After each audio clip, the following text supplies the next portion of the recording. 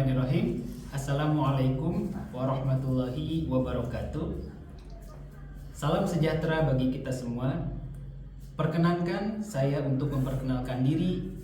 Nama saya Muhammad Amin, SHI MSI, dosen tetap pada program studi Ekonomi Syariah Fakultas Agama Islam dan Pendidikan Guru Universitas Juanda Bogor dengan nomor induk dosen nasional 0413019303 dan NUPTK 744-577-1672-130252.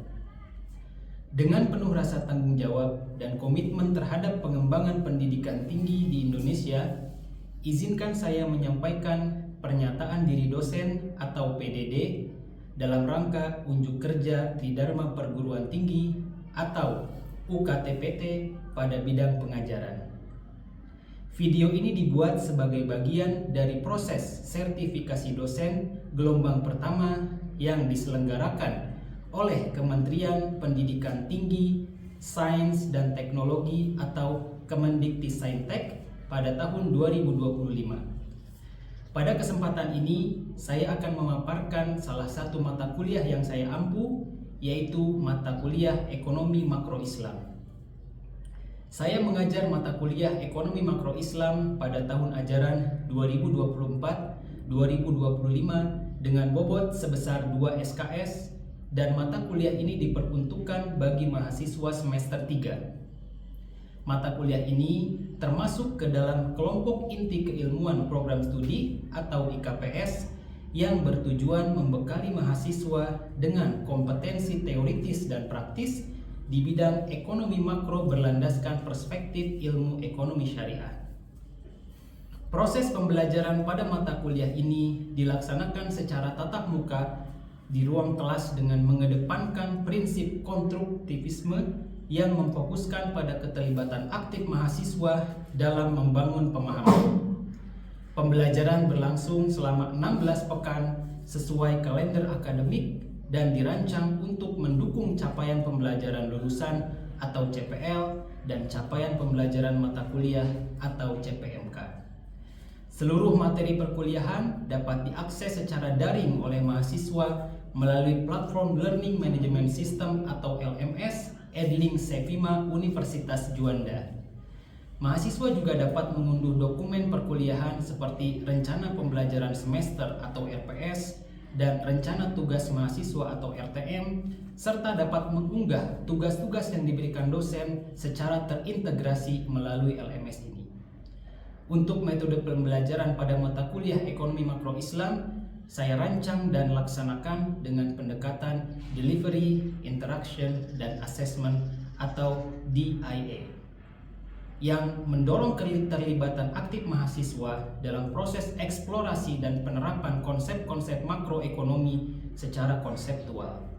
Proses pembelajaran ini dikombinasikan dengan tujuan untuk membentuk kemampuan mahasiswa dalam memahami dan menganalisis konsep perekonomian secara makro berdasarkan perspektif ekonomi syariah dengan variasi metode yang disesuaikan untuk mencapai potensi kontekstual dan aplikatif dari mahasiswa. Metode yang diterapkan antara lain, yang pertama adalah ceramah partisipatif, yang kedua diskusi terstruktur, yang ketiga studi kasus kontekstual, yang keempat latihan analitik dan simulasi, yang kelima penugasan proyek kolaboratif, yang keenam presentasi dan umpan balik, dan yang ketujuh adalah pendayagunaan LMS.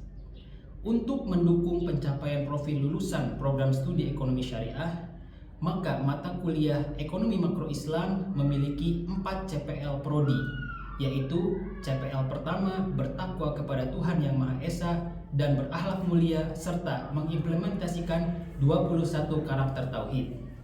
CPL kedua menguasai konsep dasar teoritis ekonomi yang diimplementasikan saat ini dan konsep dasar teoritis ekonomi Islam.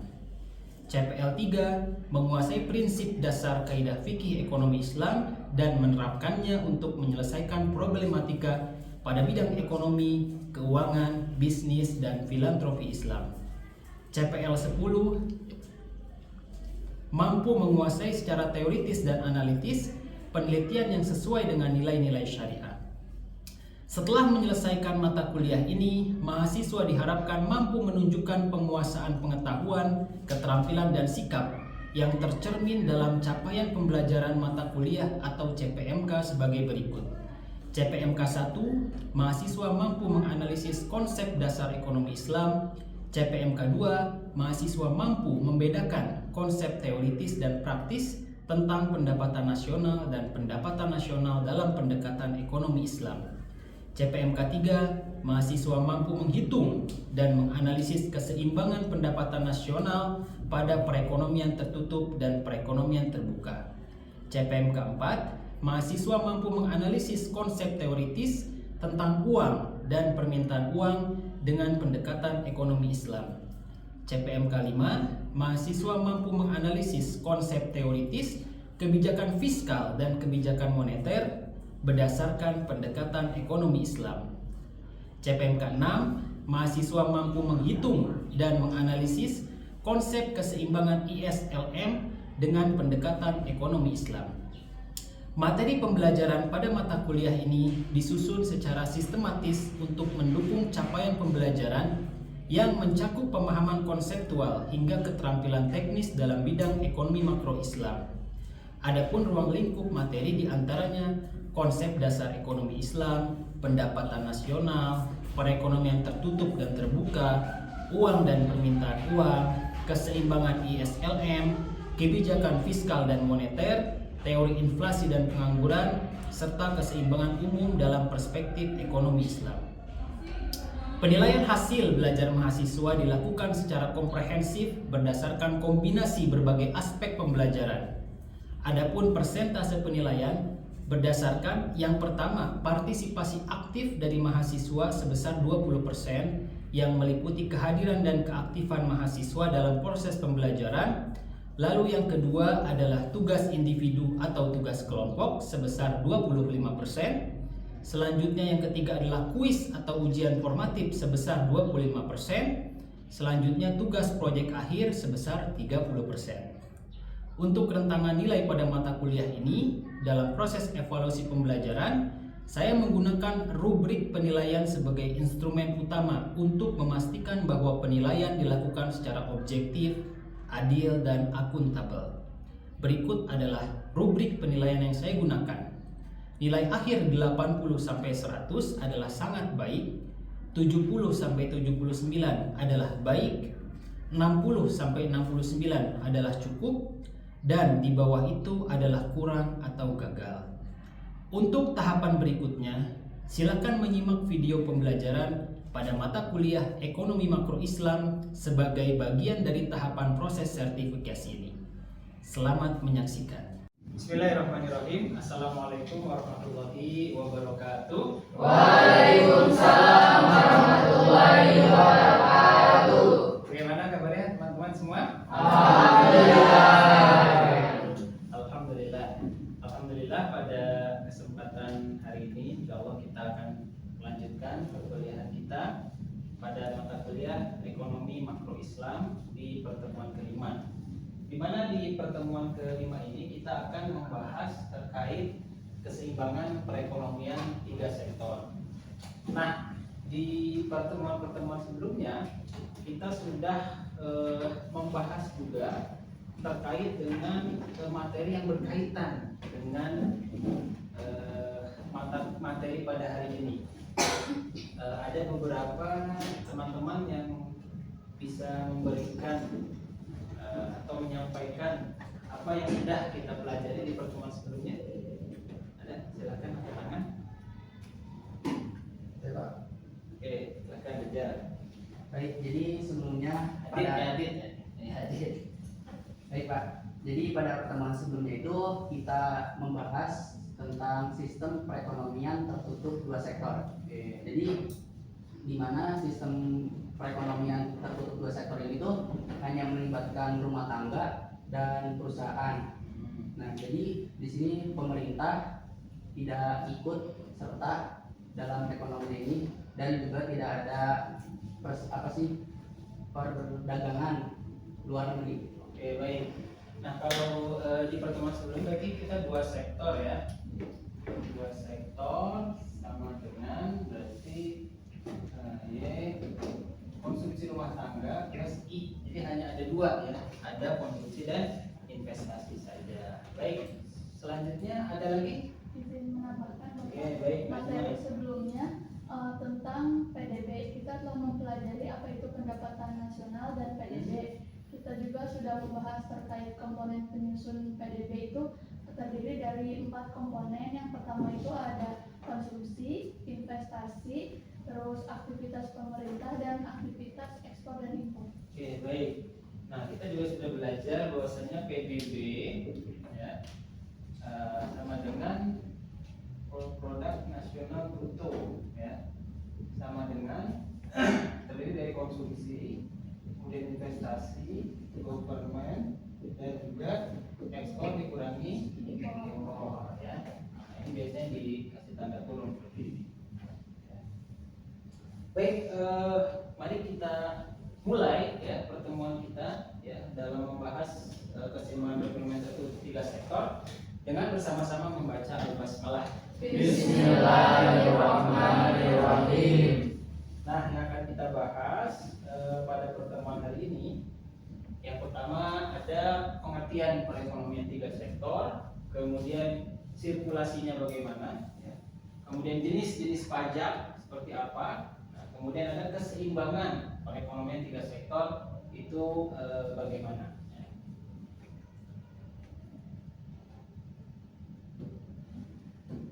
Nah, kalau 2 sektor seperti yang dilihat di sini ya, ada sektor rumah tangga dan ada sektor swasta atau perusahaan. Ya, jadi hanya ada 2, makanya Y-nya sama dengan C plus I saja, konsumsi rumah tangga plus investasi dari perusahaan. Nah, di 3 sektor ada tambahan 1 sektor, yaitu sektor government, ya, sektor pemerintah. Jadi ada pengeluaran pemerintah. Nah, maka pendekatan pengeluarannya menjadi GNP atau Gross National Product, C plus I plus G. Ya. Nah, ini nih sampai sini yang 3 sektor. Jadi C plus I plus G. Artinya apa? Konsumsi rumah tangga, investasi dari perusahaan, dan juga ada ya. Ditabung nih di lembaga keuangan. Nah, rumah tangga juga punya kewajiban sekarang. Selain melakukan konsumsi dan saving, ada apa di sini, coba lihat.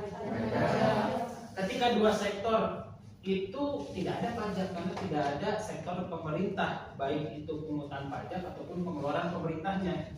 Nah, karena sekarang di 3 sektor ada pemerintah di sini, maka rumah tangga pun harus bayar pajak. Nah, yang bayar pajak selain rumah tangga siapa? Perusahaan juga. Ya, perusahaan harus bayar pajaknya. Nah, tapi di sini ada nih pengeluaran pemerintah kepada perusahaan. Jadi pemerintah butuh barang dan jasa juga. Nah, barang dan jasa itu belinya kemana? Atau ngambilnya dari mana mereka? Perusahaan. Ya. Kenapa di sini ada pemerintah ke sektor rumah tangga juga? Karena pegawai pemerintah itu dari sipil, ya tentunya dari sipil kan. Maka sipil itu diambil dari sektor rumah tangga. Jadi semuanya saling berkaitan. Kalau ada kelebihan uang misal rumah tangga, dia akan ke lembaga keuangan nabung. Lembaga keuangan akan mengalirkan lagi kepada investor, gitu ya, penanam modal untuk berinvestasi di perusahaan. Ya, seperti itu. Nah, perusahaan itu membayar gaji, upah, sewa, bunga, dan keuntungan kepada rumah tangga. Jadi pahami ini? Jadi semuanya ini saling berkaitan. Ya.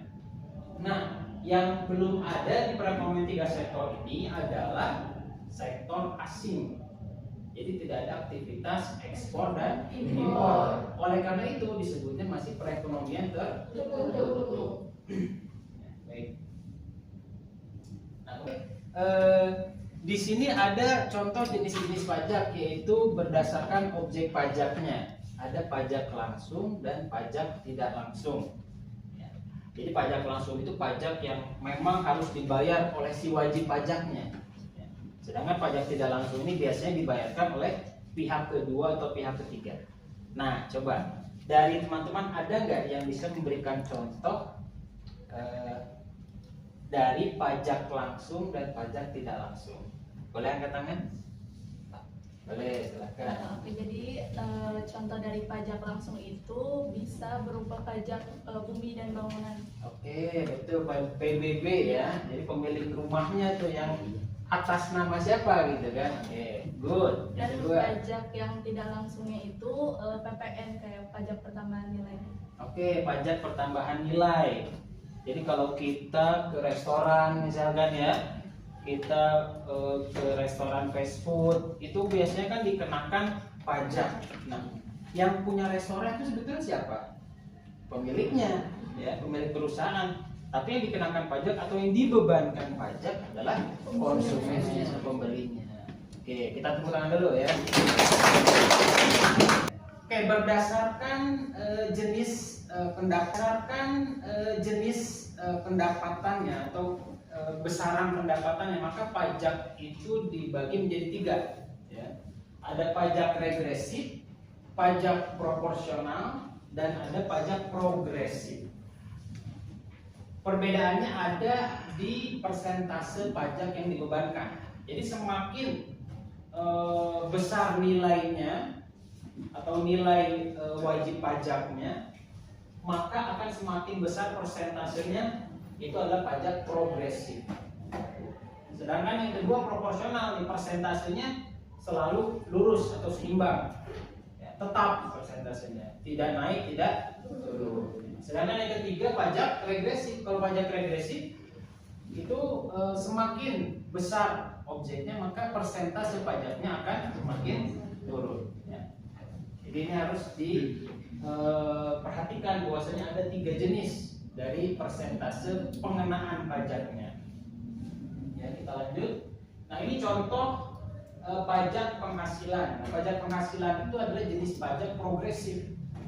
Jadi orang kalau semakin tinggi penghasilannya, maka persentase kena pajaknya pun akan semakin tinggi juga ya. Pendapatan 0 sampai 50 juta, maka pajaknya 5% ya. Kemudian kalau kita lihat semakin tinggi pendapatannya, maka akan semakin tinggi juga, semakin besar juga ininya ya, tarifnya. Tarif pajaknya itu bisa sampai 30% dan sampai 35%. Makanya kalau orang-orang yang pendapatan pengusaha khususnya ya, yang penghasilannya besar, maka pajaknya pun akan besar juga. Nah, ini merupakan kewajiban yang harus dipatuhi oleh seorang warga negara. Nah, sekarang kita akan bahas bagaimana efek pajak terhadap konsumsi dan tabungan. Tadi rumah tangga itu kalau dapat pendapatan, dia akan digunakan untuk yang pertama apa tadi? Konsumsi, ya kan? Setelah konsumsi untuk tabungan. Nah, setelah ada pajak, mana yang harus didahulukan? Konsumsi, tabungan, atau pajak dulu? Konsumsi. Jadi gaji, misal gaji, biasanya ada potongan nggak itu? Nah, potongannya di awal apa di akhir? Awal, ya kan? Ya. Jadi gaji 5 juta misalkan, nggak tentu nggak dapat pendapatan bersihnya 5 juta juga. Ya. Mungkin pajaknya 5% tadi. Siapa coba yang bisa jawab? Berapa pajaknya? Kalau dia gaji 5 juta, pajak 5%.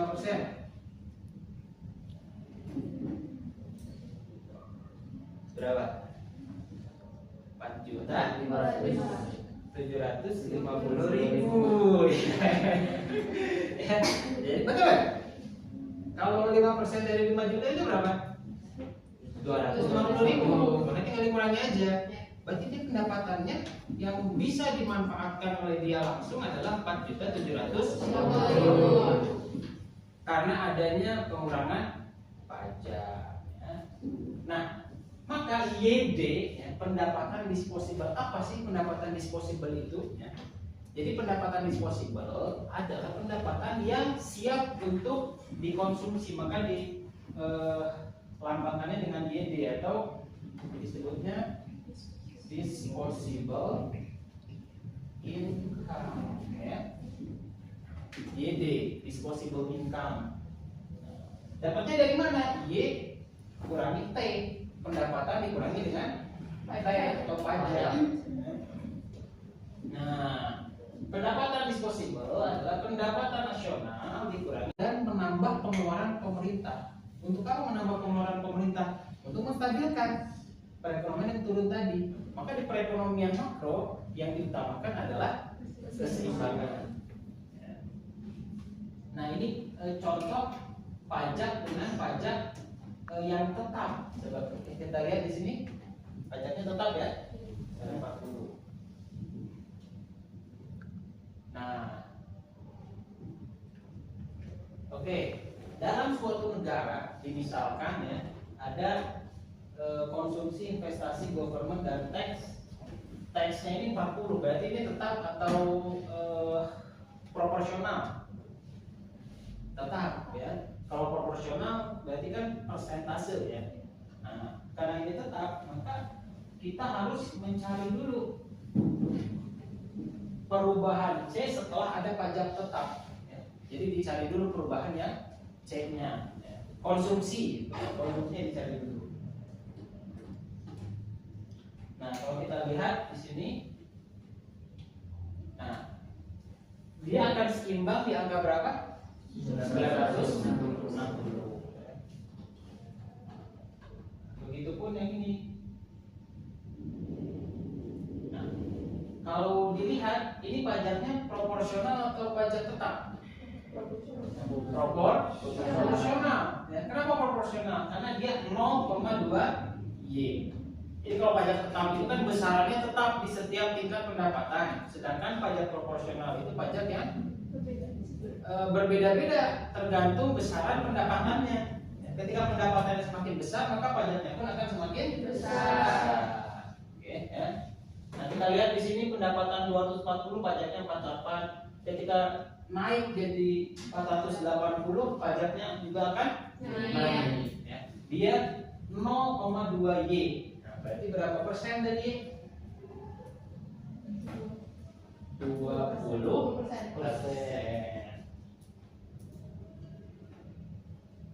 Oke, di sini penghitungannya. Nah, ada kuis di sini, ya, kuis untuk studi kasus. Dan silakan teman-teman mengerjakan kuis ini melalui Edlink di Sevima. Semuanya sudah bisa mengakses Sevimanya? Sudah. Saya lihat di pertemuan sebelumnya sudah dikerjakan, ada beberapa yang sudah mengumpulkan juga. Yang belum mengumpulkan, nanti sekaligus tugas ini juga harus dikerjakan dan nanti dikumpulkan melalui Edlink Sevima ya. Nah, fungsi konsumsi, nilai pendapatan nasional dan juga investasi dan pengeluaran pemerintah ketika berubah, maka teman-teman harus bisa menghitungnya. Teman-teman juga bisa mengakses materi yang tadi disampaikan melalui Sevima di Edlinknya ya. Nah, hitung-hitungannya atau perhitungannya itu harus teman-teman pelajari secara detail. Bagaimana konsumsi, bagaimana investasi, bagaimana governmentnya itu bisa mempengaruhi keseimbangan perekonomian 3 sektor. Baik, ada 2 sebetulnya cara utamanya. Yang pertama, menaik atau menurunkan pajak. Yang kedua, mengatur pengeluaran pemerintahnya. Ya. Jadi kalau di perekonomian itu kan ada G, yang lambang G itu government, itu bisa dinaikkan atau diturunkan. Seperti itu. Ya. Baik, ada pertanyaan lagi yang lain silakan. Oke, boleh. Meina ya. Bapak, saya izin bertanya. Tadi kan disebutin banyak banget dampak-dampak baik dari pemungutan pajak, salah satunya itu untuk menekan inflasi, juga untuk menyeimbangkan ke perekonomian ya Pak. Tapi kalau dipikirkan pemungutan itu berarti mengambil sesuatu. Contohnya itu kayak tadi PPH itu pemungutan pajak penghasilan. Nah, itu tuh memberikan dampak buruk gak untuk kayak misalnya perusahaan atau rumah tangga yang diambil pajaknya itu? Oke, baik. Memang tadi dijelaskan banyak dampak positif dari pajak ya. Coba nih, menurut teman-teman, ada nggak dampak negatif? Mungkin gitu ya pertanyaan Mena ya. Ada nggak dampak negatif yang akan timbul dari pungutan pajak? Ya, Oke, silakan. mungkin dari dampak negatifnya pemungutan pajak tersebut ada ini ya, ada apa namanya, dampak untuk rumah tangga. Dari dampak rumah tangga ini kan dapat mengurangi pendapatan bersih dari sang suami, mungkin kalau dari rumah tangga. Jadi sehingga mengurangi jumlah uang yang tersedia atau dalam tabungan untuk dibelanjakan dalam rumah tangga tersebut. Seperti kayak misalkan membeli kebutuhan anak atau misalkan untuk makan sehari-hari. Selain itu juga dampak dari pajak tersebut bisa menurunkan standar hidup masyarakat. Gitu. Kita membahas terkait perekonomian 3 sektor di pertemuan hari ini ya. Satu lagi. Ada yang mau memberikan kesimpulan? Saya Pak. Oke, Zaki. Tentang ini pendapatan pajak atau dengan pengeluaran pajak berkaitan dengan pajak pemerintah di negara Indonesia sekarang ini. Oke. Ya mungkin manfaatnya begitu banyak ya. Salah satunya Pak, pajak itu yang dipungut dari pemerintah akan mengurangi pengeluaran agregat melalui pengurangan ekonomi. Nah, rumah tangga sehingga ekonomi itu bisa seimbang, yang udah dijelaskan oleh Bapak tadi, bisa stabil. Jadi dalam rumah tangga itu nggak boleh membeli makan makanan atau hal-hal yang membuat ekonomi ini nggak jadi stabil gitu. Nah, yang kedua itu ada pajak juga, itu merupakan sumber pendapatan pemerintah, yang dimana pemerintah itu mengambil pajak itu untuk digunakan kembali, diputar kembali lagi untuk pembelajaran yang selanjutnya untuk menaikkan peningkatan upgrade. Nah, itu salah satunya. Kan pajak juga ini banyak yang dari pemerintah ini, dari rokok, dari pembangunan, dari yang lain-lain itu banyak banget. Jadi ekonomi ini biar stabil gitu aja. Oke, kita beri tepuk tangan ya. Harapkan teman-teman membaca kembali materi-materi yang sudah di-share, sudah saya bagikan di LMS, dan juga mengerjakan soal kuis yang ada di Edlink Setiman. Sehingga nanti minggu depan akan kita bahas secara bersama-sama. Mari kita akhiri pertemuan kita dengan bersama-sama membaca Alhamdulillah. Alhamdulillahirabbil alamin. Semoga apa yang kita pelajari pada hari ini bermanfaat bagi kita semua. Amin. Menjadi bekal keilmuan dan juga kemanfaatan untuk teman-teman semuanya. Amin. Demikian video pembelajaran mata kuliah Ekonomi Makro Islam. Kurang lebihnya saya mohon maaf. Wassalamualaikum warahmatullahi wabarakatuh.